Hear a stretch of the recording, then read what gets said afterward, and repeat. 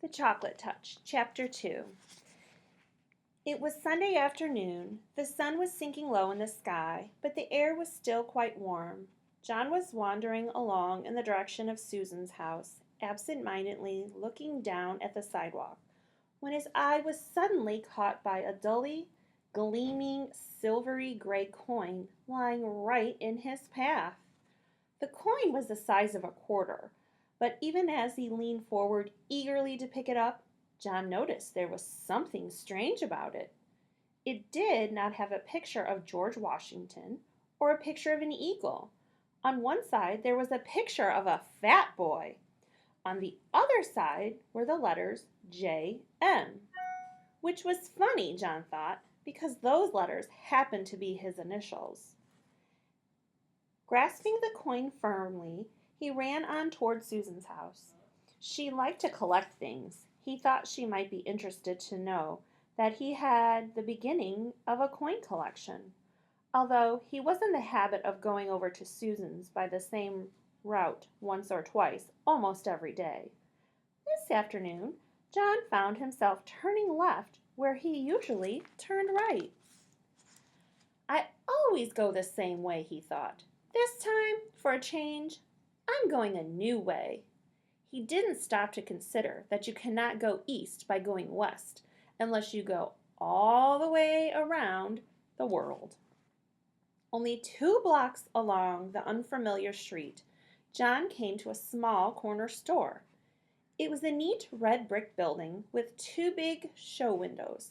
They were full of all sorts of candy. Susan was immediately absolutely forgotten.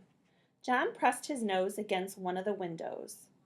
He was imagining the taste of the chocolate-covered almonds and chocolate fudge on the other side of the glass when he noticed a man in a white apron standing behind the counter and beckoning to him.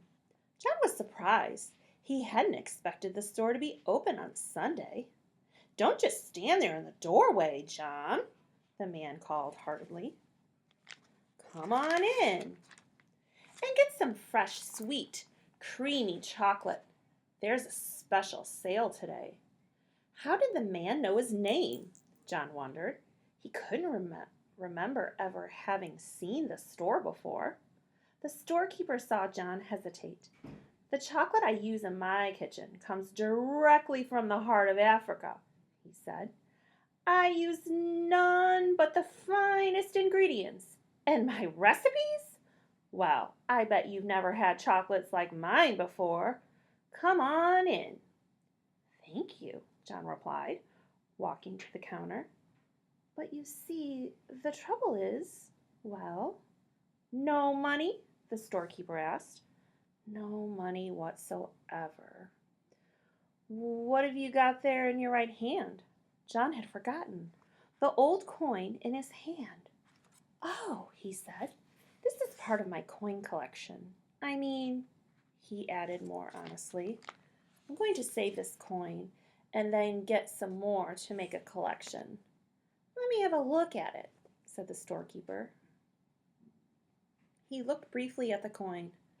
"Aha!" he exclaimed. "Is it any good?" John asked, his hopes suddenly rising. "Very good," said the storekeeper. "In fact, it's the only kind of money I accept. But I don't suppose that you'd want to spend it on a whole box? I imagine you'd rather keep this for your coin collection than spend it on chocolate, wouldn't you?" "Oh, no," said John. "Chocolate any day." "Go ahead, then. Help yourself," the storekeeper said, pointing to a heavily laden show table piled high with large cellophane-wrapped candy boxes, all exactly alike. "You mean I can have one of these?" John asked, his eyes round with surprise. The candy boxes were as big as the ones his father always brought home at Christmas time. "Just help yourself," the storekeeper assured him. "That is, unless you think it might be better to ask your mother first." "She won't mind," John said hastily and blushed. The storekeeper winked knowingly. "I'm sure she won't," he agreed. Not in the long run, anyway.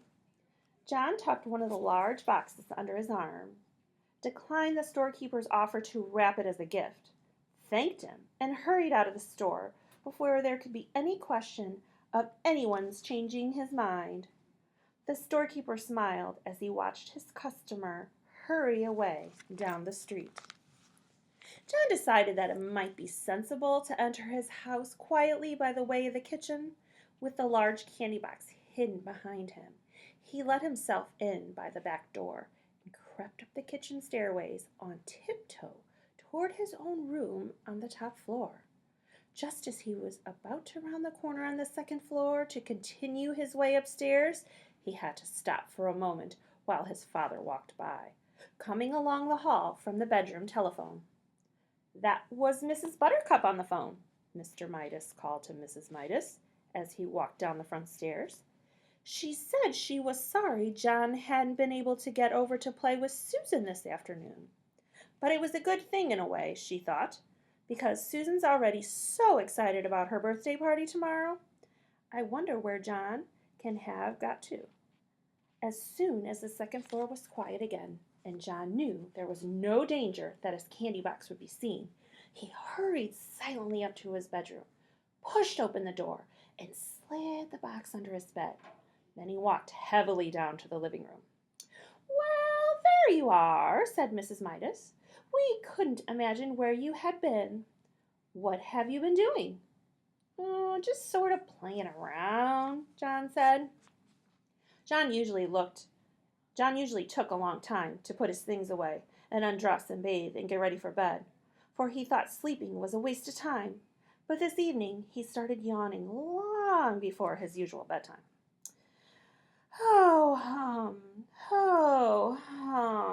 sleepy," John announced. "All right," said Mrs. Midas. "You better get going to bed. Time for your tonic." John's tonic came in a bottle. It had been prescribed by Dr. Cranium. John had to drink a big spoonful every night to make up for all the vegetables and fruit that he left on his plate at lunch and dinner. The tonic tasted like soap, mud, glue, ink, and paint. It tasted horrible. Much to Mrs. Midas' surprise, John ran ahead of her to the dining room cupboard where the tonic and the tonic spoon were kept. By the time she got there, he had already filled the spoon. Then, without any coaxing, he emptied it into his mouth. "Ugh," John sputtered. "Oof, ugh." "That's a very good boy," Mrs. Midas said. "Now, why can't you be sensible and eat up your nice dinner that way? If you'd only stop eating so much candy, you'd be able to eat your meals properly, and you wouldn't need to take the tonic." Soon, John was scrubbed and in his pajamas and in bed, ready to be tucked in for the night. Mrs. Midas sat on the bed and stroked his forehead for a moment. Then she leaned forward and kissed his cheek. John, pretending that he was very sleepy, shut his eyes and began breathing deeply. When Mrs. Midas rejoined Mr. Midas in the living room, she said, "I've never known John to be so good about going to bed before. He went to sleep in no time." A few seconds later, after the bedroom door had closed behind his mother, John leaped to the floor, got down on his hands and knees, and felt under the bed for the candy box. He soon had it on the pillow and set to work unfastening it. First, he took off the thin outer sheet of cellophane. Then he lifted off the lid. Then he removed a sheet of cardboard. Then he pulled off a square of heavy tin foil. Then he took out a layer of shredded paper. As the wrappings piled up around him, John became rather anxious.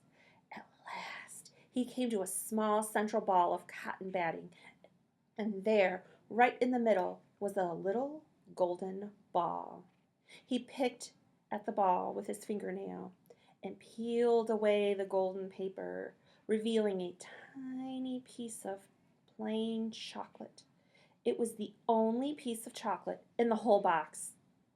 Deeply disappointed, John nevertheless put it in his mouth. He had never tasted a chocolate quite like it. It was the most chocolatey chocolate he had ever encountered.